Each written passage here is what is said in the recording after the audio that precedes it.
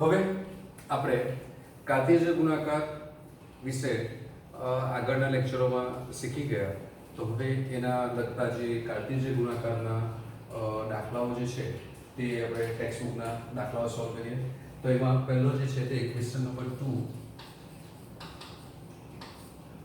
પાનું નંબર તમારી પાસે 35 પર છે, બરાબર? તો પેજ 35 પરનો ક્વેશ્ચન છે, બરાબર? આપણે સ્વાધ્યાય પ્રમાણે દીકરાઓ દાખલાઓ નહીં કરીશું. આપણે એક ટાઈપના દાખલો ગણીશું, તે ટાઈપ પતે પછી તે ટાઈપના બીજા એટલે ઉદાહરણ ગણીશું, પછી સ્વાધ્યાય ગણીશું. એટલે તમારી જે સ્વાધ્યાયમાંથી સીધા ક્વેશ્ચન 1, 2, 3 ગણવાની ટેવ છે તે ટેવ પ્રમાણે આપણે અત્યારે ગણવાનું નથી. એટલે તમારે નોટબુકમાં આ રીતે લખવાનું છે. Question number 2, PAN number 35. તમારો ક્વેશ્ચન છે કે જો ગણ એમાં 3 ઘટકો હોય. ક્વેશ્ચન આવો છે કે જો ગણ એમાં 3 ઘટકો હોય, ગણ એમાં 3 ઘટકો હોય અને ગણ બી બરાબર અને ગણ બી બરાબર જો તમારી પાસે 3, 4, 5 હોય, 3, 4, 5 હોય તો A ક્રોસ B ના ઘટકોની સંખ્યા શોધો. તો A ક્રોસ B ના ઘટકોની સંખ્યા શોધો.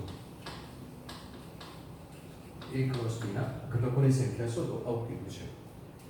તો number of A cross B શોધવાનું છે અને number of A cross B ની ફોર્મ્યુલા જે છે તમારી પાસે આવી ગઈ છે કે number of A cross B બરાબર number of A into number of B શોધવાનું છે. તો શબ્દોમાં પણ તમને ખબર પડી છે કે A ક્રોસ B ના ઘટકોની સંખ્યા કેટલી, ઘટકોની સંખ્યાના નંબર ઇંગ્લિશમાં. તો number of A cross B બરાબર number of A into number of B. તમારી પાસે આ ફોર્મ્યુલા છે. તો ગણ એમાં 3 ઘટકો છે તો તમને શું આપેલું છે તો કે અહીં નંબર ઓફ A બરાબર 3 આપેલા છે અને ગણ B આપેલો છે. તો ગણ B માં કેટલા સભ્યો છે? એમાં પણ 3 સભ્યો છે. તો નંબર ઓફ B બરાબર કેટલા છે તો કે 3 છે. તો માટે number of A cross B બરાબર ફોર્મ્યુલા કઈ છે તો કે નંબર ઓફ A, તો કે નંબર ઓફ A એટલે કેટલા તો કે 3 ગુણ્યા નંબર ઓફ B એટલે કેટલા 3 બરાબર શું જવાબ આવ્યો 9. તો A ક્રોસ B ના ઘટકોની સંખ્યા કેટલી થઈ ગઈ 9 થઈ ગઈ. માટે A ક્રોસ B ના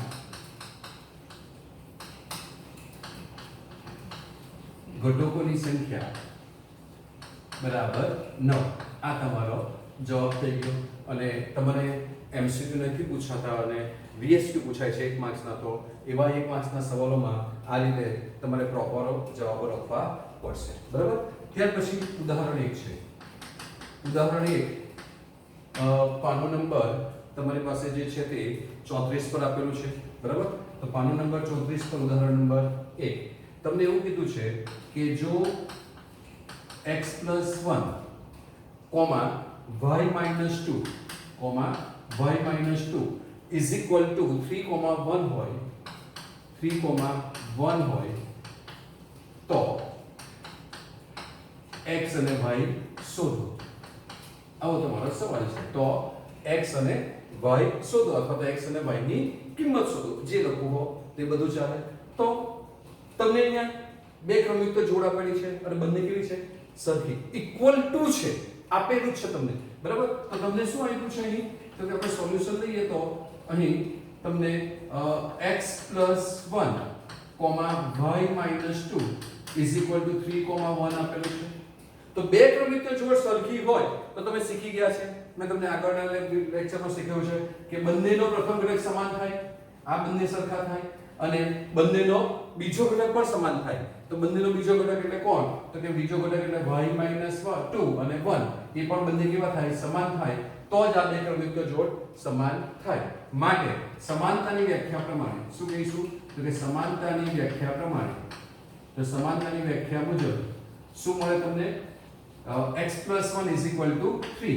તો x + 1 = 3 અને y - 2 = 1 મળે. તો x શું થાય 3 - 1 એટલે 2 થશે, બરાબર છે? 1 ને સામે લઈ જઈએ તો 1 ને સામે લઈ જઈએ તો x = 3 - 1 એટલે 2 મળશે અને y = 2 2 સમય લેશે તો માઈનસ છે તે પ્લસ થશે તો y = 1 + 2 એટલે કેટલા થશે 3 તમારે x અને y ની કિંમત જે શોધવાની હતી તે શું મળી તો કે 2 અને 3 મળે તો આ તમારો જવાબ થઈ ગયો બરાબર છે તો તમને એ જવાબ મળશે ત્યાર પછી તમારી પાસે બીજો જે ક્વેશ્ચન છે તે ઉદાહરણ નંબર 1 છે બરાબર તો ઉદાહરણ નંબર 1 ગણી આપણે તો ઉદાહરણ નંબર 1 તો આપણે કરી નાખ્યું ને તો હવે એક્ઝામ્પલ નંબર 1 એટલે કે ક્વેશ્ચન નંબર 1 છે ક્વેશ્ચન નંબર 1 પાનો નંબર 35 પર તમને ક્રમિક જોડ આપેલી છે કે x/3 + 1 બરાબર કે જો x/3 + 1 comma y - 2/3 is equal to 5/3, 1/3 શું આપેલું છે 5/3, 1/3 તો x અને y શોધો અથવા તો x અને y ની કિંમત શોધો x અને y ની કિંમત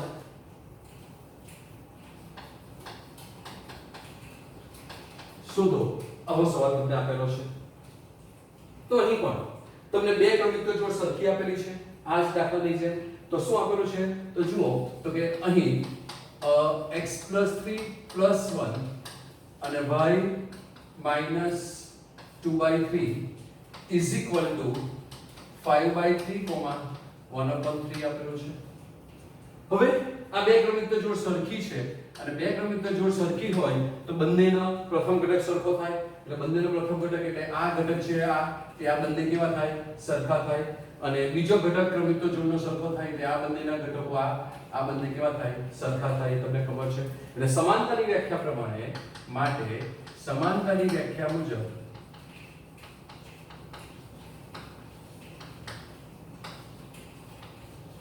સમાનતાની વ્યાખ્યા મુજબ હું વ્યાખ્યા શબ્દ આખો લખતો નથી ખાલી યાદ લખું છું બરાબર છે તો શું થશે તો કે x/3 + 1 is equal to 5/3 થાય x/3 + 1 is equal to 5/3 અને શું થશે તો કે y - 2/3 is equal to 1/3 થાય હવે આપણે x અને y ની કિંમત શોધવાની છે તો એને સૂત્ર કરતા બનાવીએ એકમાંથી x માંથી x ને બનાવીએ y વાળામાંથી y ને સૂત્ર કરતા બનાવીએ તો 1 ને સામે લઈ જઈએ તો 1 માઈનસ થશે એટલે તમને શું મળે તો કે x/3 is equal to 5/3 plus છે તો શું થશે તો કે માઈનસ થાય બરાબર તો અને અહીં 2/3 ને સામે લઈ જઈએ તો એ પ્લસ થશે તો y is equal to 2/3 plus 1/3 થાય એટલે કે તમને x/3 બરાબર લસા લઈએ તો 5 - 3 એટલે 2 થશે બરાબર એટલે 2 ના છેદમાં 3 મળશે 5 - 3 થાય લસા આવડે છે મિત્રો ચાલો તો આ 3 કેન્સલ થઈ ગયા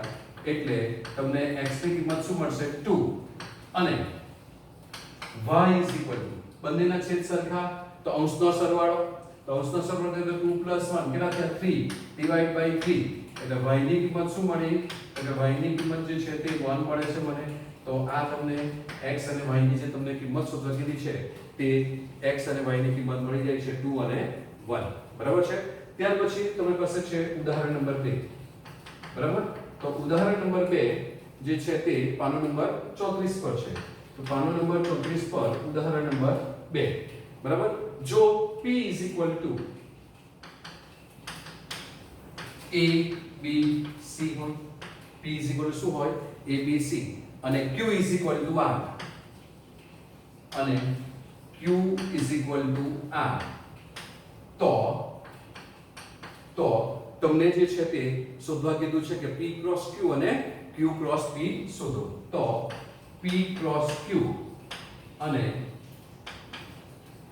q cross p શોધો આવું કંઈક કીધું છે તમારે આ બેની કિંમત શોધવાની છે બરાબર તો આપણે પહેલા પ્રથમ p cross q શોધીએ અને પછી q cross p શોધીશું તો પ્રથમ p cross q શોધીએ તો p cross q is equal to આ બે ગણોનો કાર્ટેશિયન ગુણાકાર કરવાનો છે તો p કોણ છે તમારી પાસે તો કે a b c છે ક્રોસ q કોણ છે તો કે r છે હવે કાર્ટેશિયન ગુણાકાર તમને બહુ સારી રીતે આવડે છે તો પહેલા p લેવાનો a લેવાનો p માંથી ઘટક તો a નો r સાથે ક્રોસ ગુણાકાર કરવાનો ચલો હવે a સાથે આ બાજુ બીજો કોઈ ઘટક નથી એટલે એનું કામ પતી ગયું. તો હવે પહેલો ઘટક કોણ આવી શકે? b. તો b નો r સાથે ગુણાકાર કરવાનો, પછી b નો આ c નો r સાથે એટલે કાર્તિક રીતે ગુણાકાર લેવાનો. તો શું જવાબ આવશે આપણી પાસે? a r. તો a r બરાબર છે. પછી b. તો b ની સાથે પણ r જ આવ્યો અને c ની સાથે પણ r જ છે. તો આ તમારી પાસે a ક્રોસ b મળશે. હવે તમે આવા ઘટકો જ્યારે લખો ને ત્યારે આખો મોટો કૌંસ લખવાનો. આ એક પદ્ધતિ છે વ્યવસ્થિત લખવાની કે જ્યારે તમારે બેના છેદગણ યોગગણ એવું શોધવાનું આવશે તો તમે આ રીતે લખતા હશો તો તમને ફાયદો થશે. એટલે શું કરો? પહેલો ગણનો ઘટક લીધો, તેની સાથે બીજા ગણના જેટલા ઘટકો આવે તેટલા એક જ લાઈનમાં લખવાના. પછી બીજો ઘટક લીધો તો તે બીજા લખવાના. પછી જ્યારે ઘણા ઘટકો હશે ને તેમાં શોર્ટકટ બતાવીશ કેવી રીતે લખવાનું, કેવી રીતે ચોરી કરવાની તે પણ શીખવીશ તમને પરીક્ષામાં. ચિંતા નહીં કરો, પેપરમાં જ તમારા આન્સર આપેલા હોય તે આન્સરોને કેવી રીતે ચોરી કરવાની તે પછી બતાવીશ. બરાબર? જ્યારે વધારે ગણો આવશે ત્યારે. બરાબર? તો આ p ક્રોસ p થઈ ગયું. હવે આપણે q ક્રોસ p પણ શોધવાના છે. હા, બીજી વાત એ કરતો કે ઘણા શું કરે આવી રીતે લખે. આમ લખે, અહીંયા er લખ્યું, આમાં બધું લખ્યું, ને અહીંયા છોકરે કૌંસ આમ પૂરો કરે. તો હું અહીંયા કંઈ ઉમેરી દઉં તો 1 1 ઉમેરી દઉં તો મેં એમ કહેવાના છે કે મેં 1 1 નથી લખ્યો. બરાબર છે? એટલે કોઈને એવા કોઈ ચાન્સ નહીં આપવાના. આ શું? આ બધું ખુલ્લું. હા, ઉપર ટોપી પહેરી, નીચે પગમાં મોજા પહેર્યા, બસ બાકીનું ખુલ્લું. ચાલે? નહીં ચાલે. એટલે વ્યવસ્થિત એ લોકોને બ્રેકેટમાં લખવાના. બરાબર છે? તો આ રીતે લખવાનું. હવે q ક્રોસ p શોધવાનું છે. તો q ક્રોસ p તો પહેલા કોણ આવશે? q. તો પહેલા q એટલે કોણ? r. તો પહેલા ગણ r લખી દઈએ. બરાબર? Cross p. p એટલે કોણ? તો કે abc છે. તો a b c લખી લઈએ. બરાબર? તો શું થશે? પહેલા ગણમાંથી પહેલો ઘટક લેવાનો, તેના બધા સાથે ક્રોસ ગુણાકાર કરવાના. તો r ની સાથે a આવશે, b આવશે અને c નો ક્રોસ ગુણાકાર કરવાનો છે. તો શું થશે તમને મળવાનું? તો કે r, a એક ક્રમિક જોડ મળશે. પહેલો જ ઘટક છે તેના બીજા ગણ સાથે આપણે ગુણાકાર કરીએ છીએ, એક જ લાઈનમાં લખવા કીધું છે મેં તમને. તો શું આવશે? હવે r ની સાથે b આવશે અને r ની સાથે c આવશે. તો તમારી પાસે આ q ક્રોસ p મળી ગયો. બરાબર છે? જે આપણને શોધવા કીધા હતા. ચલો, તમે શું આ પરિણામ નંબર 1 છે અને આ પરિણામ નંબર 2 છે. તો પરિણામ નંબર 1 અને 2 પરથી તમે કઈ કહી શકો મને p ક્રોસ q અને q ક્રોસ p કેવા છે? અલગ અલગ કે સરખા? a r છે. 1 2 અને 2 1 સરખા કે અલગ? મેં વાત કરી છે તમને, આ જ વાત કરેલી હતી. બરાબર? તો 1 અને 2 પરથી શું કહેવાય? p ક્રોસ q અને q ક્રોસ p અલગ અલગ છે. તો માટે 1 અને 2 પરથી આ એક્સ્ટ્રા સવાલ છે, તમને પરીક્ષામાં પૂછેલો, સોરી ચોપડીમાં પૂછેલો નથી, પણ આપણે ગણીએ છીએ કે p cross q is not equal to q cross p. હા, એક્સ્ટ્રા લખ્યું છે આપણે, એટલે થોડું તમને એક્સ્ટ્રા નોલેજ પણ મળતું જાય કે આવું હોય તો તમે શું કરી શકો કે સવાલમાં 1 માર્ક્સમાં કદાચ તમને આવી રીતે પૂછી શકાય કે આ પણ લખો, આ શોધો અને આની સાથે આ સત્ય છે કે અસત્ય છે તે ચકાસો, તો તમને ત્યારે ખ્યાલ આવે. બરાબર? એટલે આપણે શીખવાનું છે. ચોપડી સિવાયનું પણ શીખીશું ઘણું બધું આપણે. બરાબર? તો આ રીતે તમે ગણી શકો છો. દીકરાઓ, ક્વેશ્ચન લખતા ટાઈમ બહુ જાય એટલે ક્વેશ્ચન લખી નાખ્યા અને પછી તમને સમજાઈ દઉં તો તમારો ટાઈમ ઓછો બગડે. મારે ક્વેશ્ચન લખતી વખતે તમારે કંઈ કરવાનું ના હોય તમારો ટાઈમ બગડે છે એટલે. બરાબર? તો ક્વેશ્ચન નંબર 3 પાના નંબર 35, જો g 7 8 અને h 5 4 2 હોય તો g ક્રોસ h અને h ક્રોસ g શોધો. બે ગણોના કાર્ટેશિયન ગુણાકાર શોધવાનો છે, જે આપણે અત્યારે આગળ દાખલો ગણ્યો તે રીતે આપણે ગણી શકીએ. તો પહેલા આપણે શોધીશું g ક્રોસ h. તો g cross h is equal to g ગણમાં કેટલા ઘટકો છે? 7 અને 8. તો 7 અને 8 ક્રોસ h માં 5 4 અને 2 ઘટકો આવેલા છે. બરાબર? હવે બે ગણોનો કાર્ટેશિયન ગુણાકાર તમને બહુ સારી રીતે આવડે છે, આપણે આગળ અત્યારે જ દાખલો ગણ્યા. બરાબર? તો 7 ને પહેલા લેવાનો, 8 ની સાથે બીજો ઘટક 5 આવી શકે, 7 ની સાથે બીજો ઘટક 4 પણ આવી શકે અને 7 ની સાથે બીજો ઘટક 3 પણ આવી શકે. શક્યની તમામ ક્રમિક જોડ લખવાની છે. તો 7 ની સાથે 5, 7 ની સાથે 4 અને 7 ની સાથે 2 આવે. મેં તમને આવી રીતે લખવા કીધા છે કે પહેલા ગણનો પહેલો ઘટક લો તો એની સાથે બીજા ગણના ઘટકોની જેટલી શક્યતાઓ હોય એ બધી શક્યતાઓ તમારે લખી દેવાની છે. તો લખી દીધી. હવે બીજો ઘટક લઈએ. તો 8 ની સાથે 5 આવી શકે, 8 ની સાથે 4 આવી શકે અને 8 ની સાથે 2 પણ આવી શકે. તો શું થશે?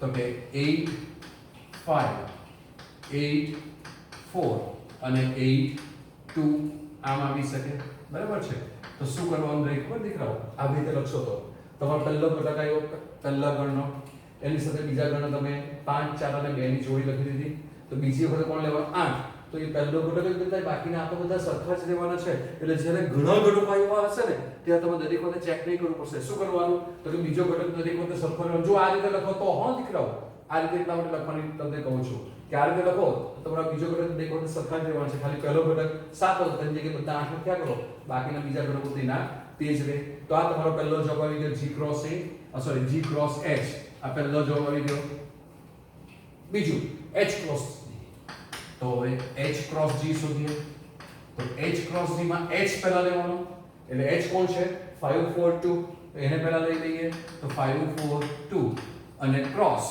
G કોણ છે તો કે 7 8 છે તો 7 8 થશે તો હવે પહેલા કોણ આવશે 5 તો એની સાથે 7 આવે અથવા તો 8 આવે તો આપણી પાસે જોડી કઈ બનશે 5 7 અને 5 સોરી 5 8 બનશે બીજો ઘટક કોણ છે તો કે 4 છે તો 4 સાથે 7 આવી શકે અથવા 4 સાથે 8 આવી શકે તો શું થશે 4 સાથે 7 અથવા 4 સાથે 8 અને ત્રીજો ઘટક 2 છે તો ન જોઈ તો પણ એટલે ખ્યાલ કરો 2 7 2 8 તો પણ તમારો જવાબ આવી જાય એટલે મેં તમને આ રીતે જ બ્રેકેટ લખવા કીધા છે બરાબર છે તો ત્રીજા ઘટક માટે 2 માટે 7 આવે અથવા તો 8 આવે બરાબર છે તો આ તમારો H ક્રોસ G છે તો આ આન્સર થઈ ગયો બરાબર અને તમને ખબર છે કે કાર્ટેશિયન ગુણાકાર માટે ક્રમનો નિયમ સાચો નથી તો નથી તો અહીંયા પણ નથી જ એટલે તમે માંગ્યું નથી એટલે લખતા નથી એટલે આગળ એક એક્ઝામ્પલમાં તમને શીખવ્યું તો અહીંયા કંઈ લખવાની જરૂર નથી બરાબર ઓકે ફાઇન સમજ પડે છે મિત્રો હા ને ચાલો તો ક્વેશ્ચન નંબર 8 પાનો નંબર 36 જો A 1,2 અને B 3,4 હોય તો A ક્રોસ B લખો મારે A ક્રોસ B લખવાનું છે તો આની જેમ A ક્રોસ B તો આવી જશે આપણી પાસે તો પહેલા આપણે ડાયરેક્ટ A ક્રોસ B લખી નાખીએ પછી બાકીનો સવાલ વાંચીશું અત્યારે આપણે A ક્રોસ B વાંચ્યું તો આપણે A ક્રોસ B શોધી કાઢીએ તો 1,2 અને B કોણ છે 3,4 બેનો કાર્ટેશિયન ગુણાકાર હવે તમને આવડી ગયું છે કે 1 ની સાથે 3 આવી શકે 1 ની સાથે 4 આવી શકે એટલે 1,3 1,4 પછી 2 ની સાથે 3 આવી શકે 2 ની સાથે 4 આવી શકે તો 2 ની સાથે 3 આવી શકે અથવા 2 ની સાથે 4 આવી શકે તો તમારી પાસે આ A ક્રોસ B થઈ ગયું બરાબર છે એટલે A ક્રોસ B નો જવાબ જે છે તે તમને આ A ક્રોસ B નો પહેલો એક જવાબ મળી ગયો આ ફર્સ્ટ આન્સર બરાબર ચાલો હવે A ક્રોસ B ને કેટલા ઉપગણો હશે A ના સભ્યોની સંખ્યા જો n હોય તો ઉપગણોની સંખ્યા 2n થાય બરાબર છે તો A ક્રોસ B ના ઉપગણોની સંખ્યા શું આવે તો કે A ક્રોસ B ના ઉપગણોની સંખ્યા બરાબર 2 જો A ગણ હોય તો A ના સભ્યોની સંખ્યા લખવાની તો ગણ કોણ છે A ક્રોસ B તો તેના સભ્યોની સંખ્યા લખવાની એટલે number of A cross B આવે તમારી પાસે આ ફોર્મ્યુલા છે બરાબર તમારી પાસે શું છે ગણ પરિચયમાં તમે શું શીખ્યા કે A ના ઉપગણોની સંખ્યા આપણે અહીંયા લખીએ બરાબર તો કે A ના ઉપગણોની સંખ્યા